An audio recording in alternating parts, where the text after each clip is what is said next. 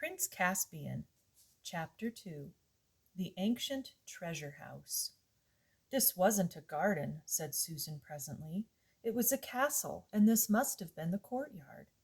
"I see what you mean," said Peter. "Yes, that is the remains of a tower, and there is what used to be a flight of steps going up to the top of the walls. And look at those other steps, the broad, shallow ones, going up to that doorway. It must have been the door into the great hall." "Ages ago, by the look of it," said Edmund.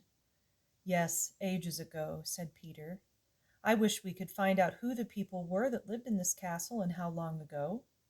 "It gives me a queer feeling," said Lucy. "Does it, Lou?" said Peter, turning and looking hard at her. "Because it does the same to me. It is the queerest thing that has happened this queer day. I wonder where we are and what it all means." While they were talking, they had crossed the courtyard and gone through the other doorway into what had once been the hall. This was now very like the courtyard, for the roof had long since disappeared, and it was merely another space of grass and daisies, except that it was shorter and narrower, and the walls were higher. Across the far end there was a kind of terrace about 3 feet higher than the rest. "I wonder, was it really the hall?" said Susan. "What is that terrace kind of thing?" "Why, you silly," said Peter, who had become strangely excited, "don't you see? That was the dais where the high table was, where the king and the great lords sat. Anyone would think you had forgotten that we ourselves were once kings and queens, and sat on a dais just like that, in our great hall. In our castle of Cair Paravel," continued Susan in a dreamy and rather sing-song voice. "At the mouth of the great river of Narnia. How could I forget?" "How it all comes back," said Lucy. "We could pretend we were in Cair Paravel now. This hall must have been very like the great hall we feasted in." "But unfortunately without the feast," said Edmund. "It's getting late, you know. Look how long the shadows are.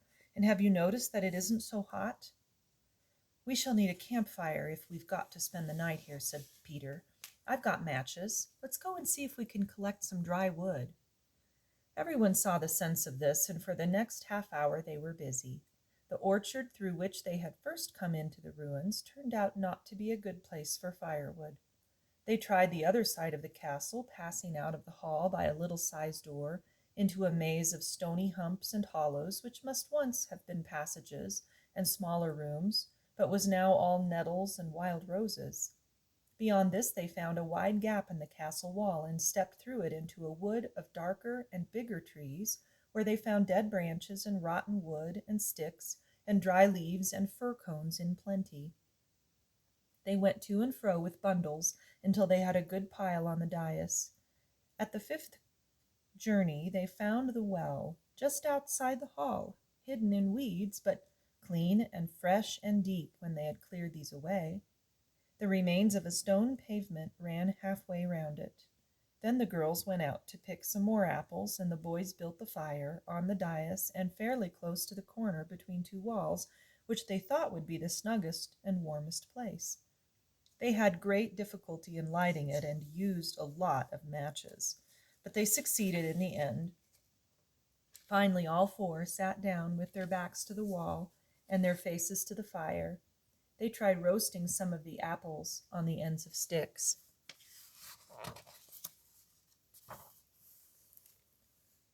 But roast apples are not much good without sugar, and they are too hot to eat with your fingers till they are too cold to be worth eating. So they had to content themselves with raw apples, which, as Edmund said, made one realize that school suppers weren't so bad after all. "I shouldn't mind a good thick slice of bread and margarine this minute," he added, but the spirit of adventure was rising in all of them, and no one really wanted to be back at school. Shortly after the last apple had been eaten, Susan went out to the well to get another drink. When she came back, she was carrying something in her hand. "Look," she said in a rather choking kind of voice, "I found it by the well." She handed it to Peter and sat down. The others thought she looked and sounded as if she might be going to cry.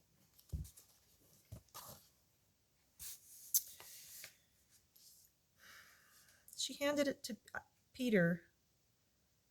Edmund and Lucy eagerly bent forward to see what was in Peter's hand, a little bright thing that gleamed in the firelight.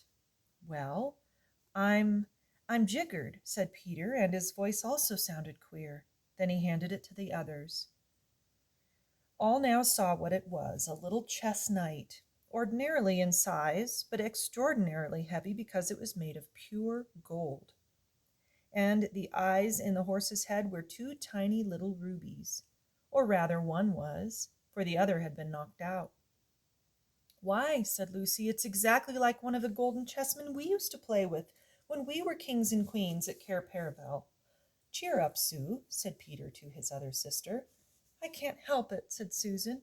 It brought back, oh, such lovely times, and I remembered playing chess with fauns and good giants, and the mere people singing in the sea, and my beautiful horse, and now, said Peter in a quite different voice, it's about time we four started using our brains.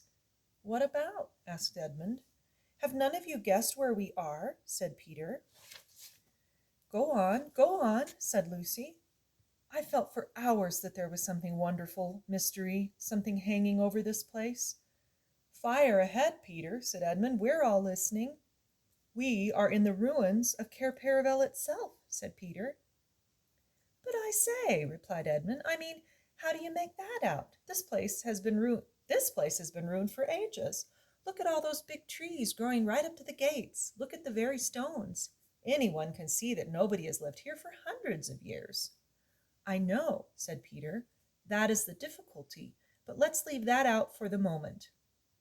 I want to take the points one by one. First point, this hall is exactly the same shape and size as the hall at Cair Paravel. Just picture a roof on this, and a colored pavement instead of grass, and tapestries on the walls, and you get our royal banqueting hall. No one said anything. Second point, continued Peter, the castle well is exactly where our well was, a little to the south of the great hall, and it is exactly the same size and shape. Again, there was no reply. Third point, Susan has just found one of our old chessmen, or something as like one of them as two peas. Still nobody answered. Fourth point, don't you remember it was the very day before the ambassadors came from the King of Caerleon? Don't you remember planting the orchard outside the north gate of Cair Paravel? The greatest of all the woods people. Pomona herself came to put good spells on it. It was those very decent little chaps, the moles, who did the actual digging. Can you have forgotten that funny old Lily Gloves, the chief mole, leaning on his spade and saying, Believe me, your majesty, you'll be glad of these fruit trees one day? And by Jove, he was right. I do, said Lucy, and clapped her hands. But look here, Peter, said Edmund, this must be all rot. To begin with, we didn't plant the orchard slap up against the gate. We wouldn't have been such fools. No, of course not, said Peter, but it has grown up to the gate since. And for another thing, said Edmund, Cair Paravel wasn't on an island. Yes, I've been wondering about that, but it was what do you call it, a peninsula, jolly nearly an island. Couldn't it have been made an island since our time? Somebody has dug a channel. But half a moment, said Edmund. You keep on saying since our time. But it's only a year ago since we came back from Narnia, and you want to make out that in 1 year castles have fallen down and great forests have grown up and little trees we saw planted ourselves have turned into a big old orchard, and goodness knows what else. It's all impossible. There's one thing, said Lucy. If this is Cair Paravel, there ought to be a door at the end of the dais. In fact, we ought to be sitting with our backs against it at this moment. You know, the door that led down to the treasure chamber. I suppose there isn't a door, said Peter, getting up. The wall behind them was a mass of ivy. We can soon find out, said Edmund, taking up one of the sticks that they had laid ready for putting on the fire. He began beating the ivied wall. Tap, tap went the stick against the stone, and again tap, tap. And then all at once, boom, boom, with a quite different sound, a hollow wooden sound. Great Scott, said Edmund. We must clear this ivy away, said Peter. Oh, do let's leave it alone, said Susan. We can try it in the morning. If we've got to spend the night here, I don't want an open door at my back and a great big black hole that anything might come out of. besides the draught and the damp, and it'll soon be dark." "Susan, how can you?" said Lucy with a reproachful glance. But both the boys were too much excited to take any notice of Susan's advice. They worked at the ivy with their hands and with Peter's pocket knife till the knife broke. After that they used Edmund's. Soon the whole place where they had been sitting was covered with ivy, and at last they had the door cleared. "Locked, of course," said Peter. "But the wood's all rotten," said Edmund. "We can pull it to bits in no time, and it will make extra firewood. Come on." It took them longer than they expected, and before they had done, the great hall had grown dusky, and the first star or two had come out overhead. Susan was not the only one who felt a slight shudder as the boys stood above the pile of splintered wood, rubbing the dirt off their hands and staring into the cold, dark opening they had made. "Now for a torch," said Peter. "Oh, what is the good?" said Susan, and as Edmund said, "I'm not saying it now," Edmund interrupted. "I still don't understand, but we can settle that later. I suppose when you're coming down, Peter?" "We must," said Peter. "Cheer up, Susan. It's no good behaving like kids now that we are back in Narnia. You're a queen here, and anyway, no one could go to sleep with a mystery like this on their minds." They tried using long sticks as torches, but this was not a success.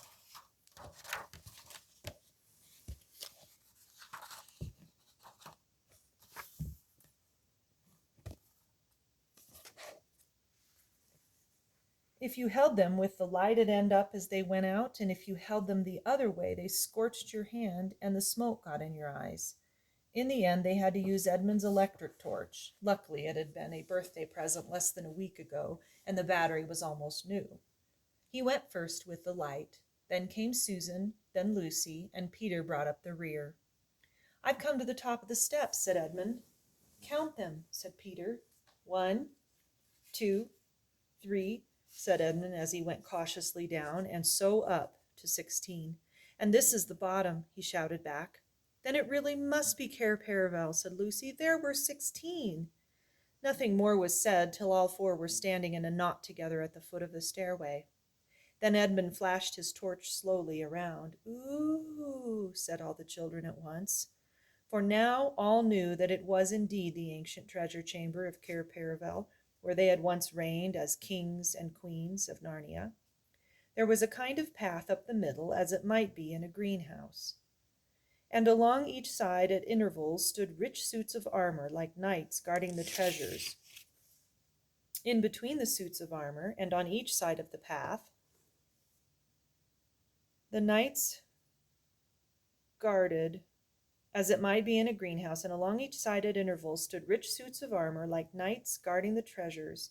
In between the suits of armor on each side of the path were shelves covered with precious things, necklaces and arm rings and finger rings and golden bowls and dishes and long tusks of ivory, brooches and coronets and chains of gold. The heaps of unset stones lying piled anyhow as if they were marbles or potatoes, diamonds, rubies, carbuncles, emeralds, topazes, and amethysts. Under the shelves stood great chests of oak, strengthened with iron bars and heavily padlocked. And it was bitterly cold, and so still that they could hear themselves breathing, and the treasures were so covered with dust that unless they had realized where they were and remembered most of the things, they would hardly have known they were treasures. There was something sad and a little frightening about the place, because it all seemed so forsaken and long ago. That was why nobody said anything for at least a minute. Then, of course, they began walking about and picking things up to look at. It was like meeting very old friends. If you had been there, you would have heard them saying things like, "Oh, look, our coronation rings. Do you remember first wearing this? Why, this is the little brooch we all thought was lost. I say, isn't that the armor you wore in the great tournament in the Lone Islands? Do you remember the dwarf making that for me? Do you remember drinking out of that horn? Do you remember? Do you remember?" But suddenly Edmund said, "Look here, we mustn't waste the battery. Goodness knows how often we shall need it. Hadn't we better take what we want and get out again?" "We must take the gifts," said Peter, for long ago at a Christmas time in Narnia, He and Susan and Lucy had been given certain presents which they valued more than their whole kingdom. Edmund had had no gift, because he was not with them at the time. This was his own fault, if you can read about it in another book. They all agreed with Peter and walked up the path to the wall at the far end of the treasure chamber, and there, sure enough, the gifts were still hanging. Lucy's was the smallest, for it was only a little bottle. But the bottle was made of diamond instead of glass, and it was still more than half full of the magical cordial which would heal almost every wound and every illness. Lucy said nothing and looked very solemn as she took her gift down from its place and slung the belt over her shoulder, and once more felt the bottle at her side where it used to hang in the old days. Susan's gift had been a bow and arrows and a horn. The bow was still there, and the ivory quiver full of well-feathered arrows. But, oh, Susan, said Lucy, where's the horn? Oh, bother, bother, bother, said Susan, after she had thought for a moment. I remember now, I took it with me the last day of all, the day we went hunting the white stag. It must have got lost when we blundered back into that other place, England, I mean. Edmund whistled. It was indeed a shattering loss, for this was an enchanted horn, and whenever you blew it, help was certain to come to you, wherever you were. Just the sort of thing that might come in handy in a place like this, said Edmund. Never mind, said Susan. I've still got the bow, and she took it. Won't the string be perished, Sue? Said Peter. But whether by some magic in the air, or of the treasure chamber, or not, the bow was still in working order. Archery and swimming were the things Susan was good at. In a moment she had bent the bow, and then she gave one little pluck to the string. It twanged, a chirruping twang that vibrated through the whole room. And that one small noise brought back the old days to the children's minds more than anything that had happened yet. All the battles and hunts and feasts came rushing into their heads together. Then she unstrung the bow again and slung the quiver at her side. Next Peter took down his gift, the shield with the great red lion on it, and the royal sword. He blew and rapped them on the floor to get off the dust. He fitted the shield on his arm and slung the sword by his side. He was afraid at first that it might be rusty and stick to the sheath, but it was not so. With one swift motion he drew it and held it up, shining in the torchlight. It is my sword, Rindon, he said. With it I killed the wolf. There was a new tone in his voice, and the others all felt that he was really Peter the High King again. Then after a little pause, everyone remembered that they must save the battery. They climbed the stair again and made up a good fire and lay down close together for warmth. The ground was very hard and uncomfortable, but they fell asleep in the end.